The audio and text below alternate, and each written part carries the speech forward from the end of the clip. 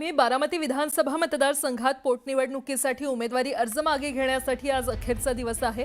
पण ही पोटनिवडणूक बिनविरोध करण्यासाठी दादांच्या राष्ट्रवादीतील वरिष्ठ नेत्यांकडून पुढाकार घेणं अपेक्षित होतं। त्यासाठी काँग्रेस पक्ष श्रेष्ठींशी संवाद साधणं महत्त्वाचं होतं। मात्र त्यात राष्ट्रवादी काँग्रेस पक्ष कमी पडल्याची चर्चा आहे। सुनेत्रा पवार गेल्या आठवड्यातच दिल्लीला जाऊन आल्या, पण त्यांनी काँग्रेसच्या कुठल्याच नेत्यांची भेट घेतली नाही। तर महाराष्ट्रातील देखील कुठल्याच नेत्याशी संपर्क त्यांनी साधला नसल्याचं बोललं जातंय।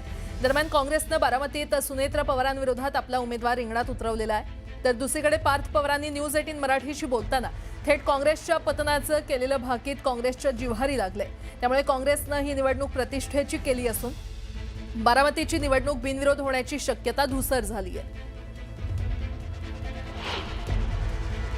पर्सनली मल्लिकार्जुन खरगे साहेब काँग्रेसच्या अध्यक्षांशी बोलायचा प्रयत्न केला होता।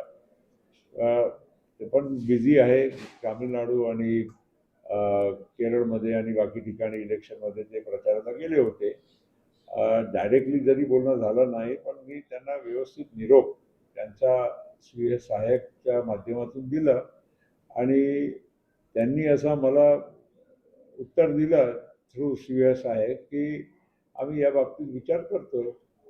आता काय नेमकं त्यांचा अंतिम निर्णय असेल ते मी नाही सांगू शकत।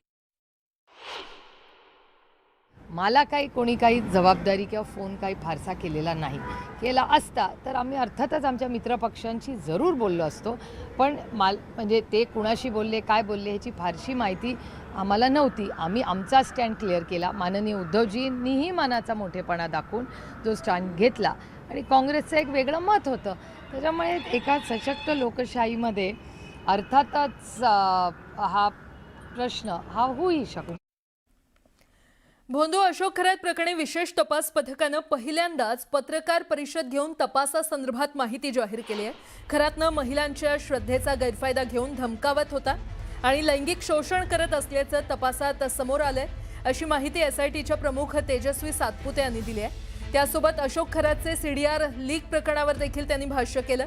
आपल्याकडे दैवी शक्ती असल्याचं तो लोकांना सांगायचा आणि फसवणूक करायचा असंही तपासामध्ये समोर आलेलं आहे।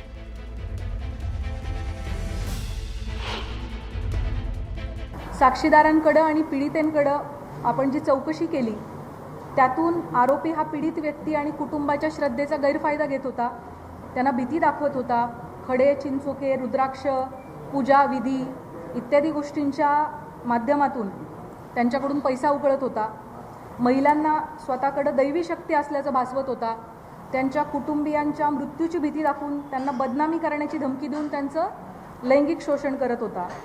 त्याच पद्धतीनं ईशान्येश्वर मंदिराच्या परिसरात अंधारामध्ये हातचलाकीनं स्वतःकडे दैवी शक्ती असल्याचं भासवून समाजामध्ये सातत्यानं अंधश्रद्धा पसरवण्याचं कामही करत होता, असं आपल्याला निष्पन्न होतंय।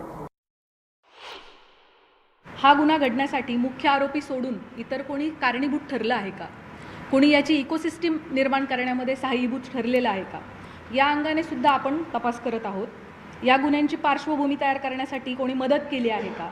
याबाबत पुराव्यानिशी जर आपल्याला निष्पन्न झालं तर त्याविषयी निश्चित कायदेशीर कारवाई केली जाईल।